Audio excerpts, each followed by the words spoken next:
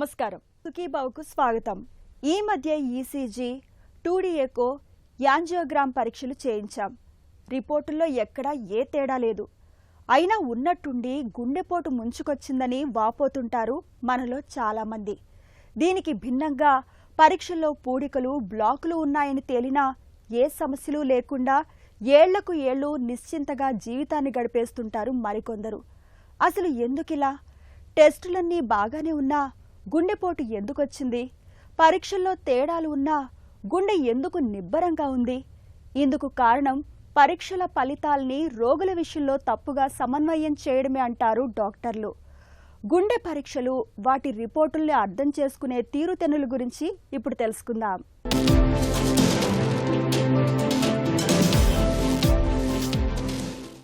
మనకు తెలిసిన వారిలో ఎవరికైనా హఠాత్తుగా గుండెపోటు ముంచుకొచ్చి ప్రాణాల మీదకొచ్చినప్పుడు మనలోనూ ఆందోళన మొదలవుతుంది. మన గుండెలోనూ బ్లాకులున్నాయేమో, అవి రోజురోజుకి పెరుగుతున్నాయేమో అన్న భయం పట్టుకుంటుంది. ఇలాంటప్పుడు గుండె ఆరోగ్యాన్ని పట్టి చెప్పే ఈసీజీ, ఎకో వంటి ప్రాథమిక పరీక్షల్ని చేయించుకోవడం అన్ని విధాల మేలు. అయితే ఇక్కడొచ్చిన చిక్కేమిటంటే, పరీక్షల రిపోర్టుల్ని అర్థం చేసుకోవడంలో మనలో చాలామంది పొరబడుతూ ఉంటారు. ఉదాహరణకి ఈసీజీ విషయం తీసుకుంటే, రిపోర్టులో అంతా బాగుంటే గుండె భద్రంగా ఉందని నిబ్బరంగా ఉంటున్నారు. ఈసీజీలో తేడాలు కనిపిస్తే గుండెకేదో అయిపోయిందని గాబరా పడుతున్నారు. నిజానికి ఈ రెండు రకాల ధోరణులు సరైనవి కావు. ఈసీజీ బాగానే ఉన్న గుండెపోటొచ్చిన కేసుల్ని, ఈసీజీలో తేడాలున్నప్పటికీ నిశ్చింతగా కాలం గడుపుతున్న వ్యక్తులు ఉన్నారని చెబుతారు డాక్టర్లు. గుండెకు సంబంధించిన సాధారణంగా చేసే పరీక్షలు అంటే వాటిలో ఈసీజీ ఒకటి, ఎకో అంటాం, 2D ఎకో లేదా 3D ఎకో అంటాం, ఇవి లేదా ట్రెడ్మిల్ టెస్టు, స్ట్రెస్ థాలియం టెస్టులు, ఇవన్నీ మనకి గుండెకి సాధారణంగా చేసే పరీక్షలు అన్నమాట. అందరిలో చేసే బేసిక్ టెస్ట్ ఈసీజీ పరీక్ష అండి. సో ఈసీజీ అనేది ఏంటంటే, మనం బయట నుంచి కొన్ని వైర్లు పెట్టి గుండెకు సంబంధించిన ఎలక్ట్రికల్ యాక్టివిటీ, అంటే గుండెలో ఇప్పుడు గుండె అనేది ఈజ్ లైక్ ఏ మోటార్ అండి. మోటార్కి పంపింగ్ ఫంక్షన్ ఉంటుంది, అంటే వాటర్ని పంప్ చేస్తుంటుంది. అట్ ద సేమ్ టైం మోటార్కి పవర్ సప్లై కూడా ఉండాలన్నమాట. సో ఈసీజీలో మనకు తెలిసేది ఏంటంటే, ఈ గుండెకి సంబంధించిన పవర్ సప్లై ఎలా ఉంది అనేది మనకి తెలుస్తుంది అన్నమాట.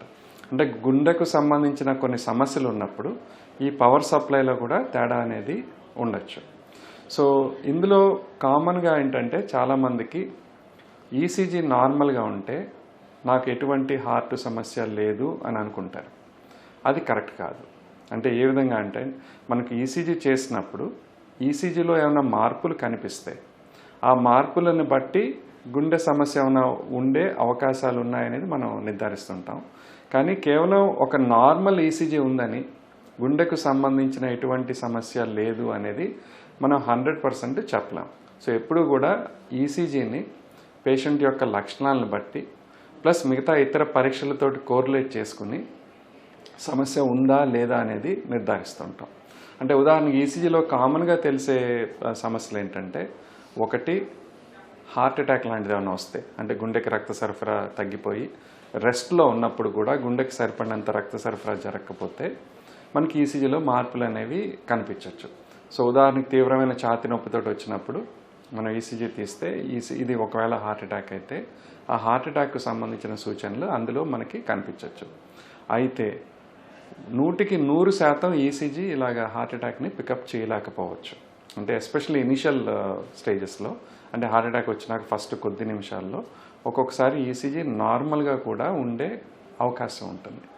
సో అందుకని ఎవరైనా ఛాతీ నొప్పితో వచ్చి ఈసీజీ తీస్తే ఈసీజీ నార్మల్గా ఉంటే నీకేం పర్వాలేదని ఇంటికి పంపించలేం. ఒకవేళ ఆ ఛాతీ నొప్పి కనుక గుండె సమస్య ఏమో అని అనుమానంగా ఉంటే ఆ పేషెంట్ని అబ్జర్వేషన్లో ఉంచి ఇదే ఈసీజీని ఒక అరగంట తర్వాత మళ్ళీ గంట తర్వాత రిపీట్ చేస్తే ఒక్కోసారి సీరియల్ ఈసీజీస్ అంటాం అనమాట. ఆ తర్వాత ఈసీజీలోనే మార్పులు కనిపించవచ్చు. సో ఎవరికైనా ఛాతీలో నొప్పి ఉండి ఇది హార్ట్ అటాక్ ఏమైనా ఉండి ఈసీజీ చేసి ఈసీజీ బాగానే ఉందంటే ఏం ప్రాబ్లం లేదనేది అనుకోకూడదు. సో వైద్య సలహా తీసుకోవటం అనేది చాలా ఇంపార్టెంట్ అండి. ఒక్కొక్కసారి ఈసీజీలో కొన్ని స్వల్పమైన మార్పులు కనిపించవచ్చు.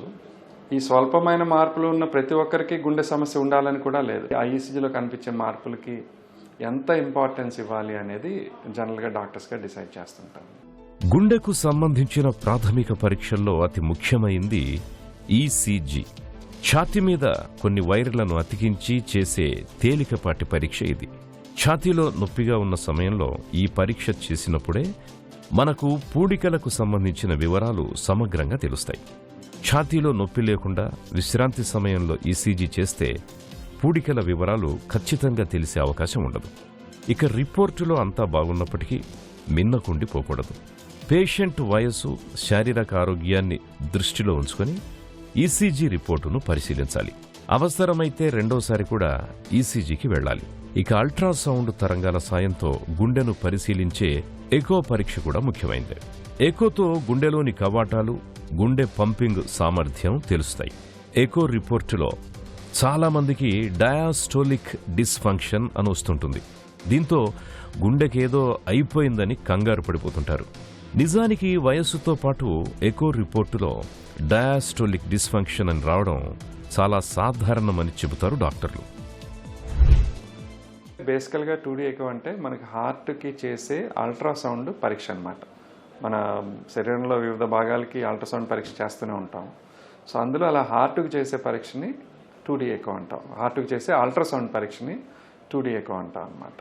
సో జనరల్గా ఈ ఎకో కార్డియోగ్రామ్లో మనకు తెలిసేది ఏంటంటే గుండె పనితీరు ఎలా ఉన్నది అనేది తెలుస్తుంది. అంటే గుండె సామర్థ్యం ఎలా ఉంది, హార్ట్ మజిల్ ఎలా ఉంది, గుండె లోపల ఉండే వాల్వ్స్ ఎలా పనిచేస్తున్నాయి, గుండె లోపల రక్తం ఫ్లో బాగానే ఉందా, లేకపోతే గుండె చుట్టూ ఉండే పొర ఎలా ఉంది, ఈ వివరాలన్నీ మనకి ఎకో కార్డియోగ్రామ్ ద్వారా తెలుస్తుంటాయి అన్నమాట.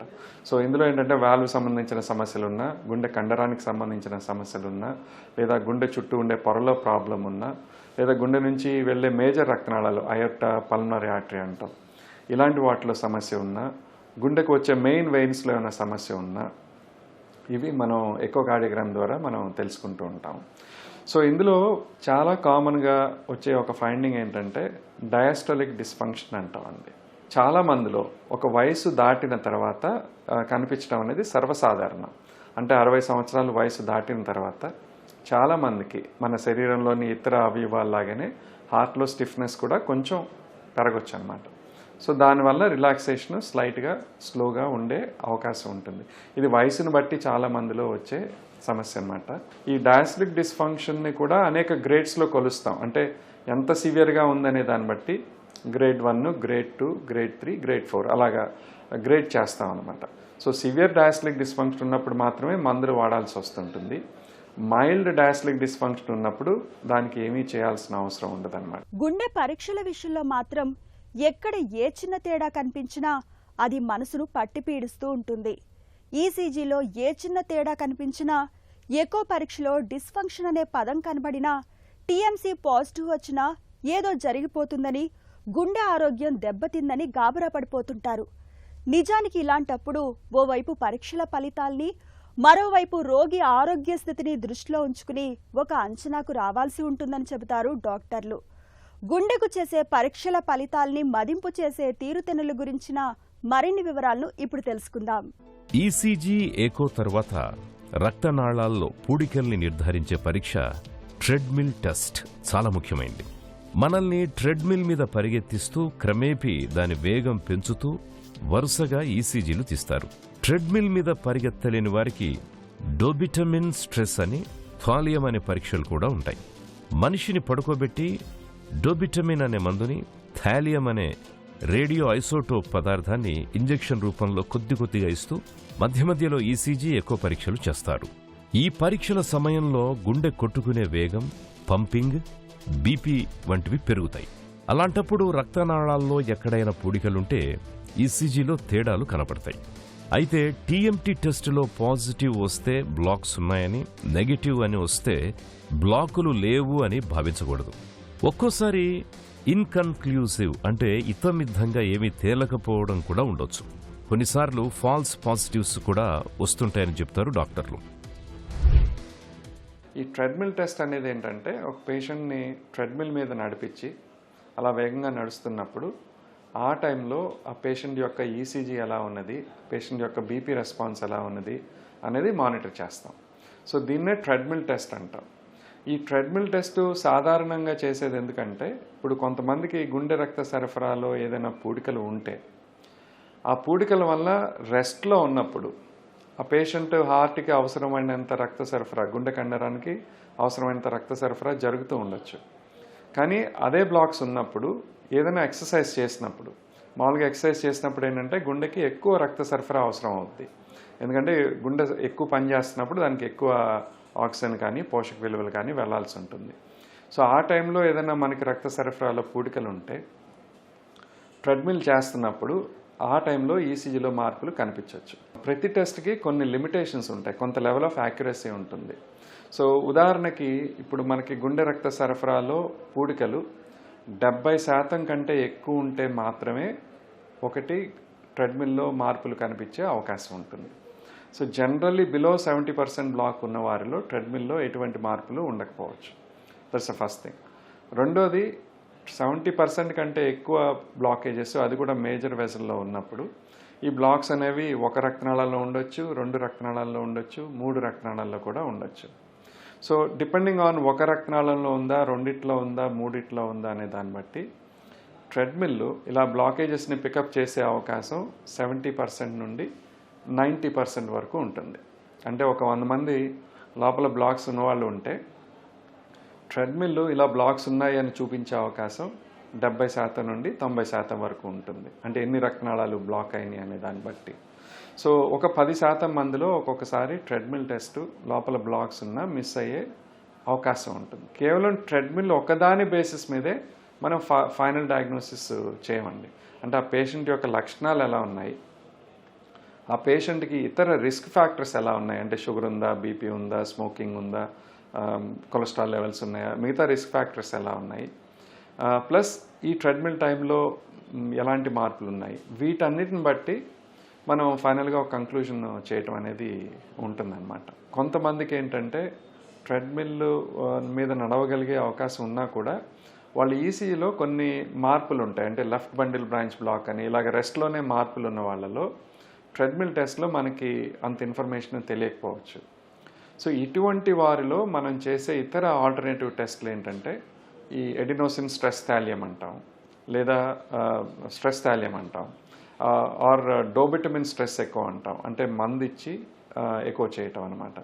సో ఇలాంటి పరీక్షలు ట్రెడ్మిల్ టెస్ట్కి ఆల్టర్నేటివ్గా మనకి పనిచేస్తుంటాయి.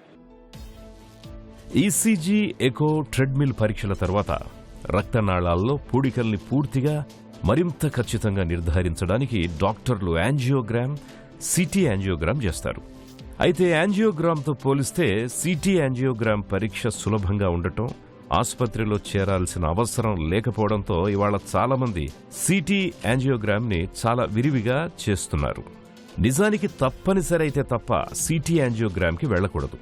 ఒక్కసారి సిటీ యాంజియోగ్రామ్ చేస్తే దాదాపు 250 ఎక్స్రేలు తీసినట్లని చెబుతారు నిపుణులు. సిటీ యాంజియోగ్రామ్ పరీక్షలో అయోడిన్ రంగు పదార్థాన్ని ఇంజెక్షన్ చేస్తారు.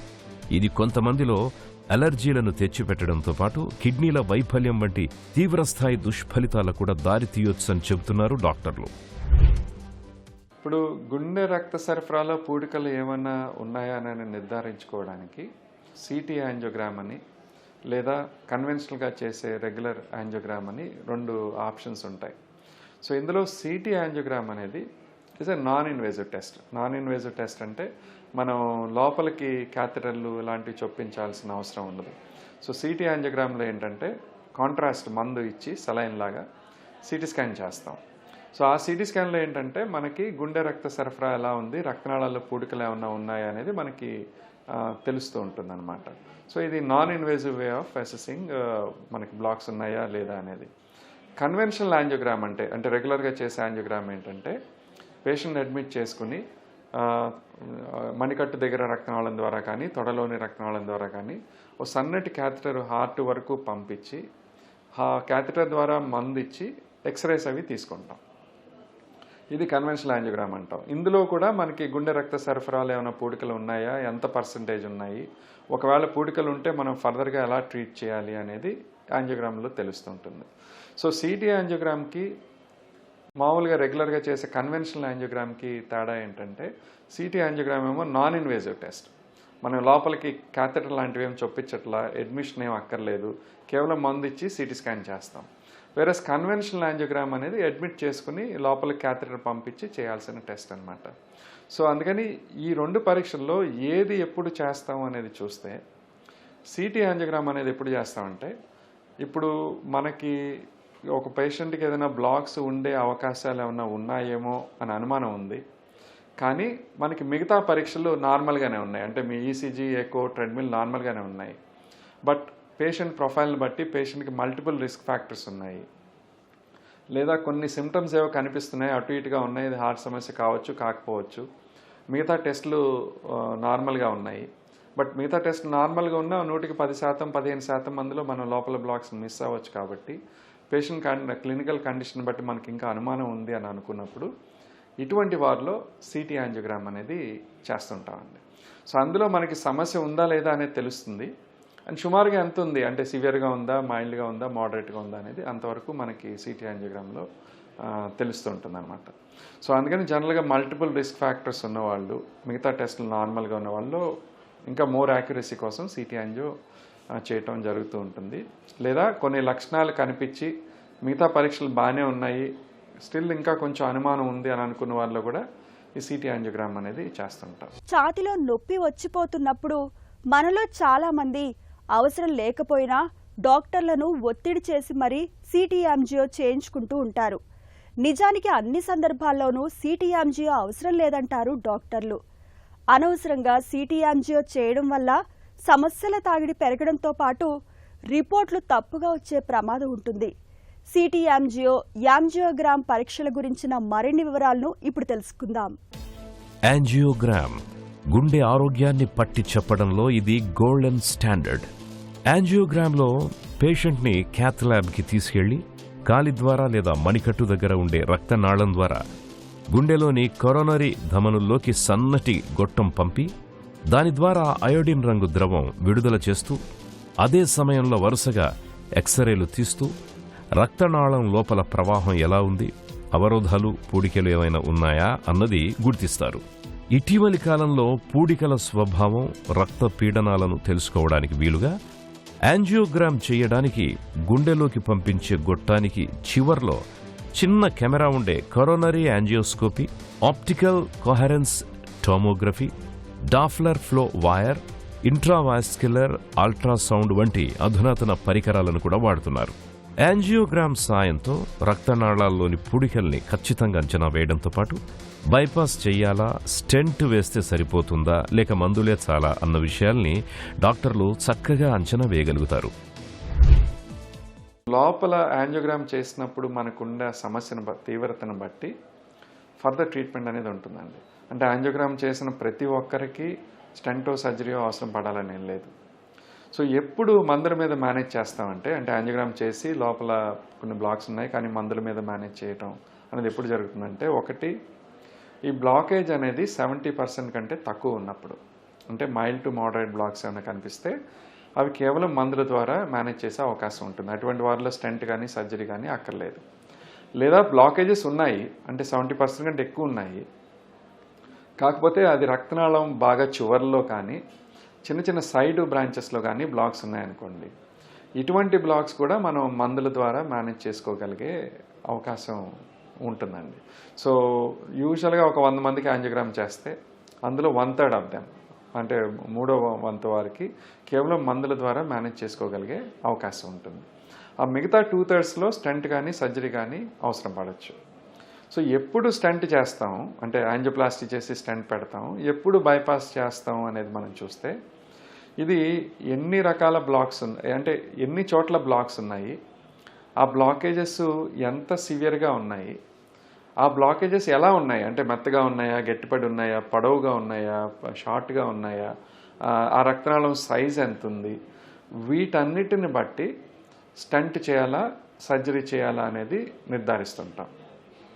సో ఫస్ట్ థింగ్ ఏంటంటే, ముఖ్యమైన రక్తనాళాల్లో 70% కంటే ఎక్కువ బ్లాక్ ఉంది, అది 1 లేదా 2 రక్తనాళాల్లో బ్లాక్స్ అయితే జనరల్గా స్టెంట్ ద్వారా చేయటం అనేది జరుగుతూ ఉంటుంది. అలా కాకుండా 3 రక్తనాళాల్లోనూ బ్లాక్స్ ఉన్నప్పుడు, లేదా లెఫ్ట్ మెయిన్ ఆర్టరీ అంటాం, లెఫ్ట్ మెయిన్ ఆర్టరీలో ఎక్కువ బ్లాక్ కనిపిస్తున్నప్పుడు, ఈ 3 రక్తనాళాలతో పాటు మల్టిపుల్ బ్లాక్స్ కనిపిస్తున్నప్పుడు, లేదా బ్లాకేజెస్ బాగా గట్టిపడిపోయి అవి స్టంట్కి సూటబుల్గా లేవు అని అనుకున్నప్పుడు, ఇటువంటి వారిలో బైపాస్ సర్జరీ అనేది చేయటం జరుగుతూ ఉంటుందన్నమాట. సో కొన్ని సందర్భాల్లో లోపల ఉన్న బ్లాక్స్కి 2 పరిష్కార మార్గాలు కూడా ఉంటాయి. అంటే స్టెంట్ ద్వారానూ నయం చేయొచ్చు, అంటే యాంజియోప్లాస్టీ చేసి స్టెంట్ ద్వారా కూడా నయం చేయొచ్చు, లేదా బైపాస్ చేయడం ద్వారా కూడా నయం చేయొచ్చు. ఇలా 2 పరిష్కార మార్గాలు ఉన్నప్పుడు జనరల్లీ పేషెంట్ తోటి మాట్లాడి పేషెంట్ ఇష్టాలను బట్టి కూడా అది చేయాలా ఇది చేయాలా అనేది నిర్ధారిస్తూ ఉంటాం. రక్తనాళాల్లో పూడికలున్నాయని నిర్ధారణ అయిన తరువాత పూడికల తీవ్రతను బట్టి స్టెంట్ అమర్చడం లేదా బైపాస్ చేయడం ద్వారా రక్త ప్రసారాన్ని చక్కదిద్దుతారు. 75 ఏళ్లు పైబడ్డ వారికి చాలా వరకు మందులతోనే చికిత్స చేస్తారు. ఒక్కసారి స్టెంట్ వేసిన తర్వాత లేదా బైపాస్ తర్వాత రక్తనాళాల్లో మళ్లీ కొత్తగా పూడికలు రాకుండా పూర్తిస్థాయి జాగ్రత్తలు, చికిత్సలు తీసుకుంటూనే ఉండాలి. ఈసీజీ, ఎకో, టీఎంటీ వంటి ప్రాథమిక పరీక్షల్ని తరచుగా చేయించుకుంటూ ఉండాలి. Sugar, high BP, cholesterol, triglycerides వంటి వాటిని ఖచ్చితంగా అదుపులో ఉంచుకోవాలి. శాకాహారాన్నే ఎక్కువగా తీసుకోవాలి. ప్రతిరోజు శరీరానికి చాలినంత శ్రమను కల్పించుకోవాలి. యోగా, ధ్యానం, ప్రాణాయామం చేయడాన్ని అలవాటుగా చేసుకోవాలి. ఇలా అన్ని రకాలుగా జాగ్రత్తలు తీసుకున్నప్పుడే మన గుండె ఆరోగ్యం భద్రంగా ఉంటుంది. గుండె ఆరోగ్యాన్ని పట్టి చెప్పే ఆరోగ్య పరీక్షల విషయంలో డాక్టర్ నిర్ణయానికే మనం ప్రాధాన్యం ఇవ్వాలి. వారు చెప్పిన అంశాలకే కట్టుబడాలి. రిపోర్టులో తేడాలు ఉన్నాయని ఆందోళన చెందడం అర్ధరహితం. రోగి ఆరోగ్య స్థితిని బట్టి పరీక్షల ఫలితాల్ని సమన్వయం చేయడం ద్వారా డాక్టర్లు మన గుండె ఆరోగ్యంపై ఒక అంచనాకు వస్తారు, మనకు భరోసా ఇస్తారు.